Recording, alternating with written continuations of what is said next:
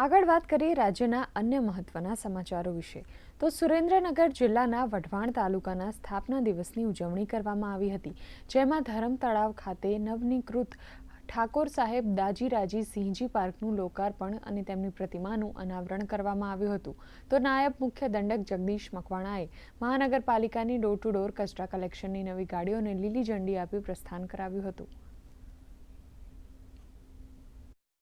ધાર્મિક, ઐતિહાસિક અને સાંસ્કૃતિક ધરોહર સમૂહ જે ધર્મ તળાવ છે, એ ધર્મ તળાવના કાંઠે એક નવો પાર્ક, જેને વઢવાણના પ્રજાવત્સલ રાજવી એવા દાજીરાજસિંહ બાપુના નામાભિધાન સાથે એને ખુલ્લો મૂકવામાં આવ્યો છે.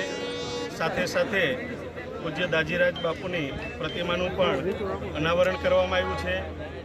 આ પાર્કથી આ વઢવાણ શહેરના, સુરેન્દ્રનગર શહેરના સૌ નગરજનો અહીંયા શાંતિથી બેસી શકે, બાળકો રમી શકે એ પ્રકારના બધા સાધનો ગોઠવવામાં આવ્યા છે.